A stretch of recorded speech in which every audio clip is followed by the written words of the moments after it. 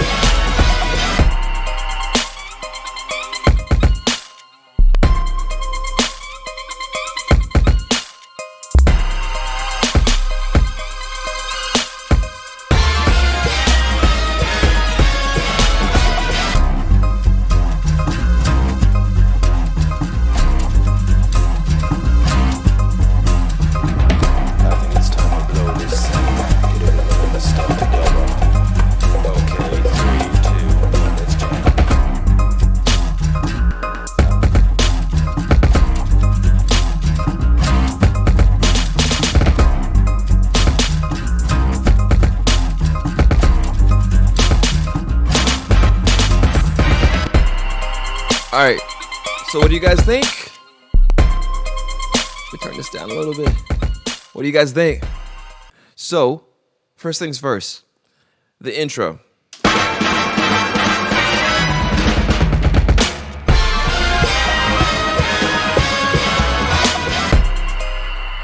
That right there was critical in that I needed to figure out how did I want to set the vibe.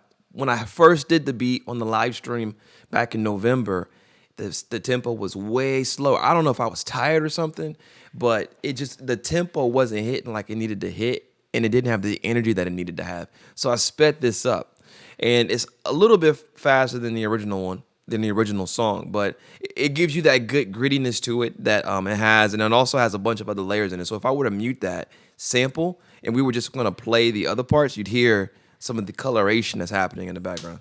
Check this out.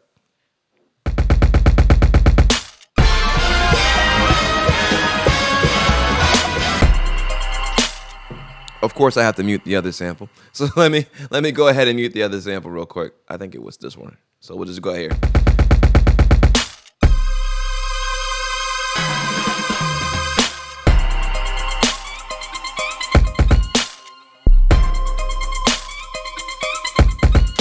So now that the beats kind of dropped, you can kind of consider this the payoff for the build up in the beginning of the song. I'm gonna play this part here, and then I'll break down the individual pieces that bring the energy to the song real quick. So here's that part.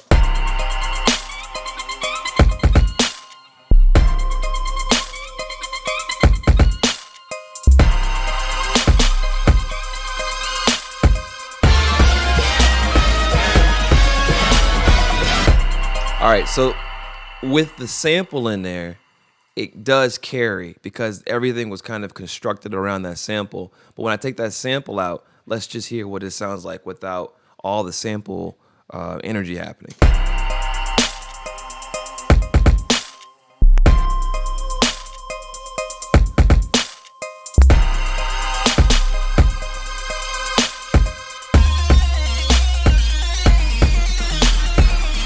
I bet you didn't even know that was in there. It's all happening in the background.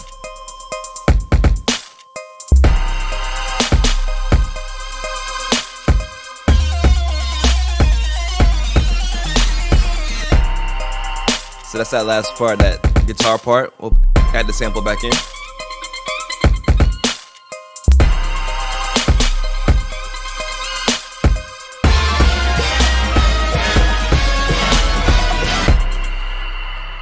So you heard what it sounds like with the sample and without the sample. And the fact is, without the sample, it's still a very full beat. Matter of fact, it's a fine beat by itself.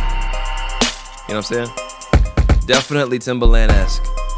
That's one of my favorite producers of all. That's my inspiration, my Mount Rushmore of producers for me.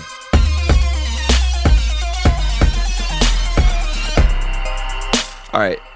Obviously, the big Timbaland part of it is the bounce that you hear. Jay-Z was famous for coining Timbaland's signature sound, which was bounce, and it's that boom, boom. You know, that's that Timbaland type of stutter one of his many drum patterns that he was known for making very popular. So if we were to, let me go ahead and move some of this stuff around because I don't want to do too much because then I'll get confused because this beat is kind of all over the place a little bit. Let me show you these parts. This is the string that's pretty cool.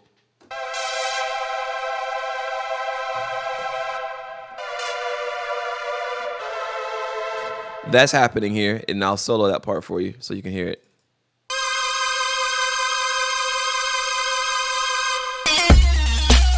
All right, so now you're hearing this part right here. Really cool built-in sound effects into Persona Studio One. One's called Tokyo Stab, the other one's called Beast. Listen to this lead right here. That's crazy. All right, we're gonna unmute these and bring it all back in together real quick. I love this.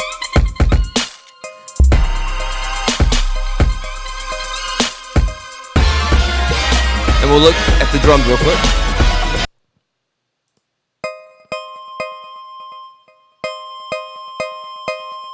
Little quick arpeggiated sounds, you know what I'm saying? Drums. Let's talk about drums.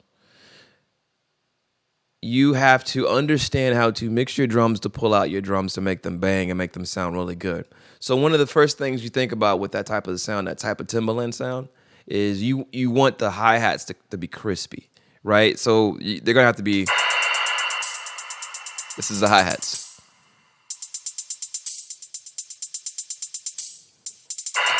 We'll stop it.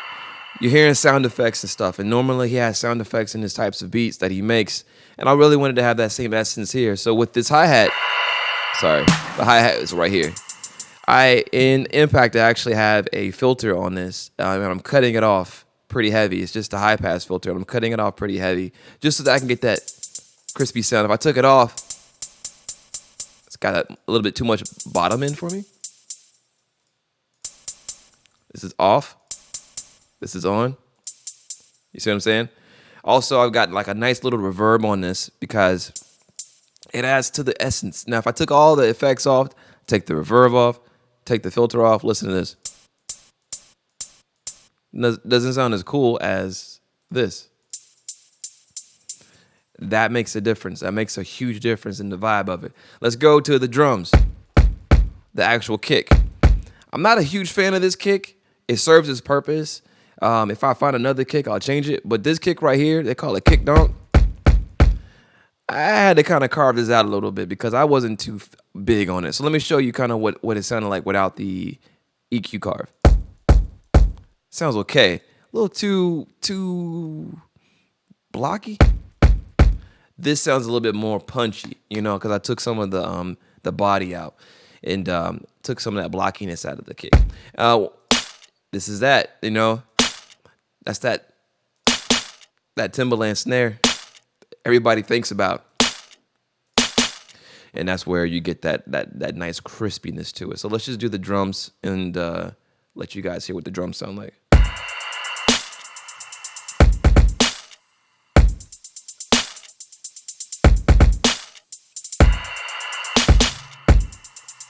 Yeah. All right. That's the drums. Cool. We got that. But there's some secret elements here that I'm going to show you guys to really get that sound, that Timbaland bounce, that southern bounce, that, ooh, make you go, ooh. Watch this right here. So this right here is what I would like to call the secret weapon. And you guys know I'll call it a secret weapon. This is the 808 bass. But you can't just throw it in there. You got to have it. So, you know, always get your little stock, 808 sound so you can just start and then you can carve it up how you want it to be. But as far as in this song, I've got to make it work with the drum kick. So you hear that? Boom, boom. Those are important note changes on that 808. Roll it all the way down. Hitting on that C right there.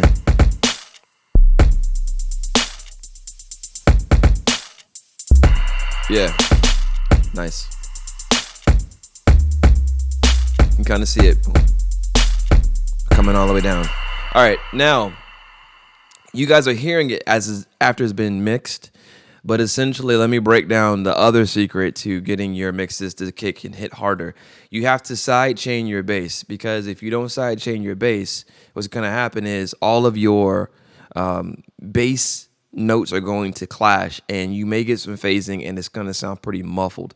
What you want to do is you want to carve out spaces, almost like Tetris, for these different elements. Think of a one piece of music like a Tetris line, right? I don't want them all clashing. I want to make a line. I want them all to fit as much as possible, right? So you're going to have to make spaces for different frequencies to exist and within a composition. So let me show you what I'm talking about. It basically is like this. When my kick hits, I want my sub bass to go away, to kind of go down a little bit, because I don't want it competing with the sub or the lower sub frequencies of my kick. Otherwise, it will be a complete competing sound, and it won't sound great, okay? So what we do, we call sidechaining, is we take the kick sound and we literally make it drive down the sub bass. And that way, as soon as the kick attack hits, we can bring it right back up on the sub bass part and get that nice depth, that prolonged or sustained bass presence that people love, that growing sound. You can kind of hear it. We'll cut the hi-hats out real quick so you can hear it.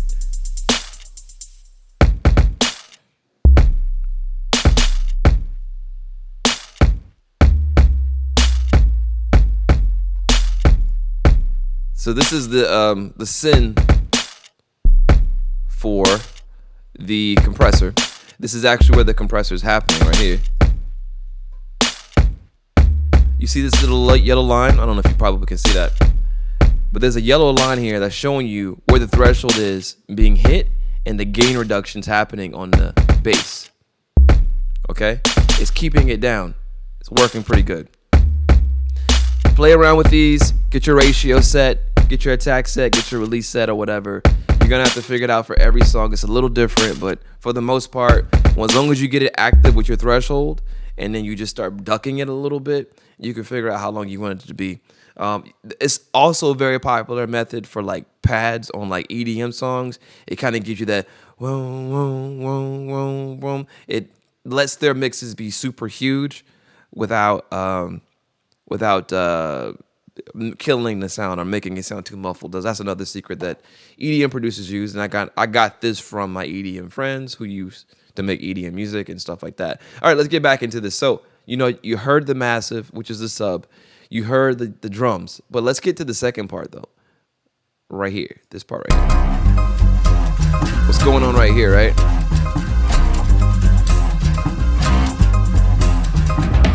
think it's time to blow this sound. Get it stuck together. Okay, 3, 2, 1, let's jam.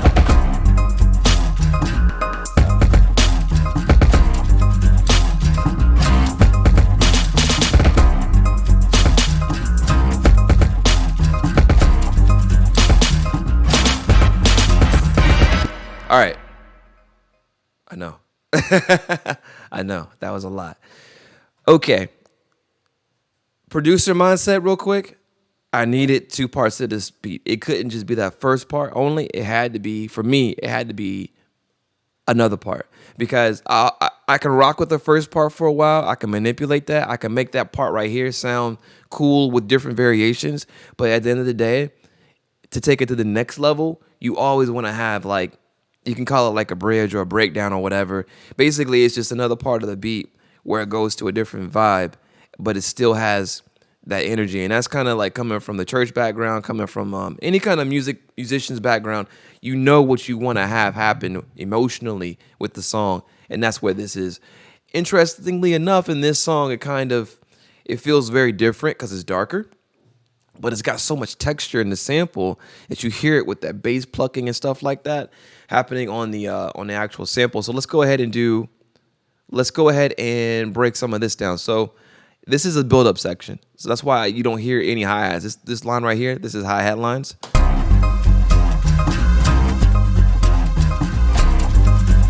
Let's take the sample out. I think it's time to blow this scene. Get everybody This to other stop sample too. together.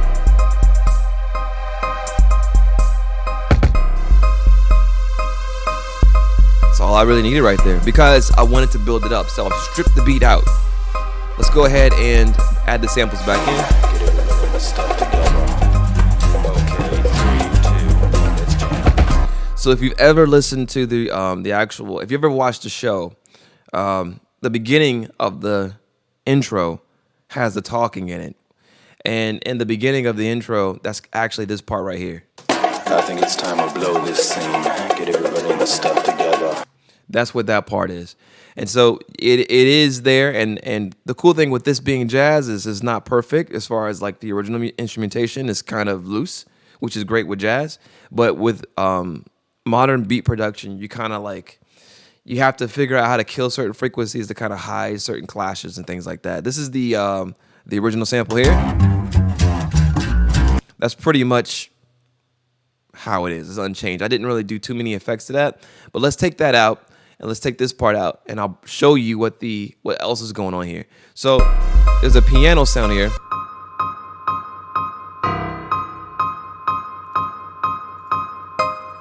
Here's another sound that's added to make it bigger. Okay. Now, if I were to show you some of the other elements that adds more textures to it.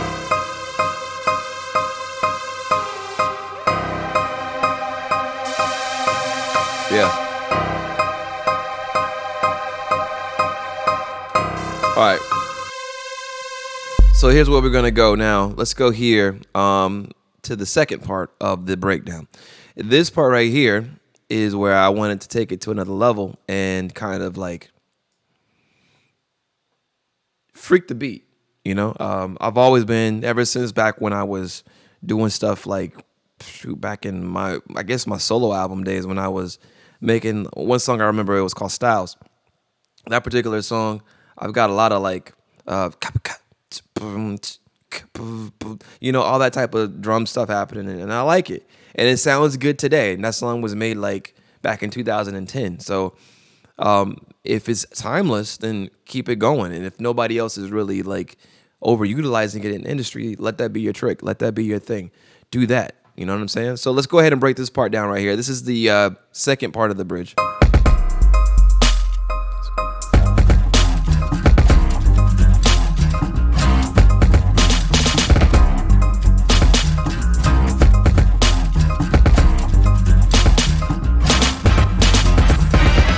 All right, so this part right here, I want to kind of highlight this part right here.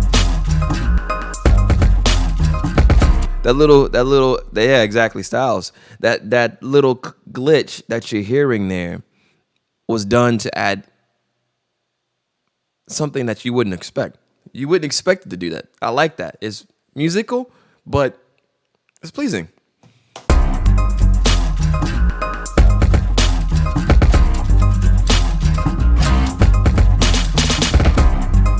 That little drum roll there was just to add some styles to it. And then this right here, why is that in there, right? You would say, why is that last part put back at the end? Well, here's the thing, right? If I want to get back to the beginning, essentially I have to make a bridge to get back to the beginning. I got to get a way to get back to the top. I can take this and I can get back to the beginning part of the song. It doesn't have to end, and that's the most important part. Make the beats loop. Make the beats have passageways to get there. So I'll play this here, and you'll hear how it loops back.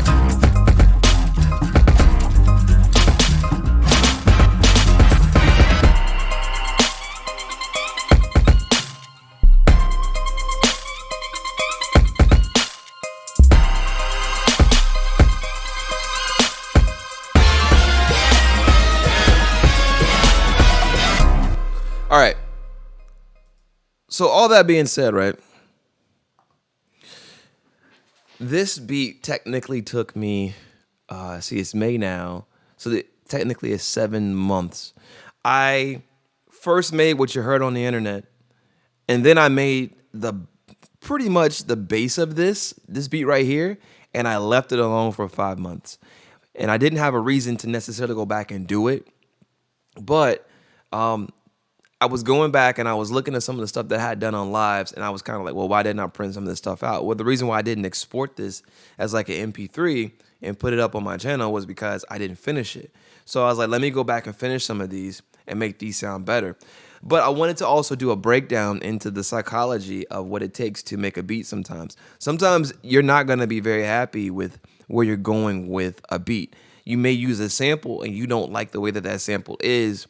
And then for me, at least, if I don't like the way I flip the sample, I'll still have the original intention of the sample in my head, and it'll keep messing with me until I do it. So I can either ignore it forever and just have to deal with this song that I've never created that's always in my brain, or I can try to work on creating it. And it's not always easy to create this. And I'm gonna make another video probably this week about how you can create different things depending on like what kind of like software you're using, right? We call these DAWs, digital audio workstations. And, you probably are looking at what I got. You see I got this keyboard right here. I've got all this stuff, drums in the background on my left side, guitar stacks on the right side.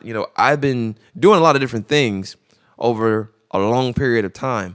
But for a lot of people, they just haven't started out that way, and they're just trying to figure out how does their brain work? How do they process music and stuff like that? So for me, I want to try to give back and help as much as possible to anybody who just happens to come across this particular information. Like I said, I'm gonna try to make you guys get better by just giving you guys some honest information from an angle that probably you're not getting from other people. So yeah, that's what I have right here. I will play this beat one more time, and then I'm gonna shut it down.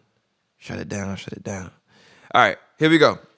This is my remix of Tank from Cowboy Bebop.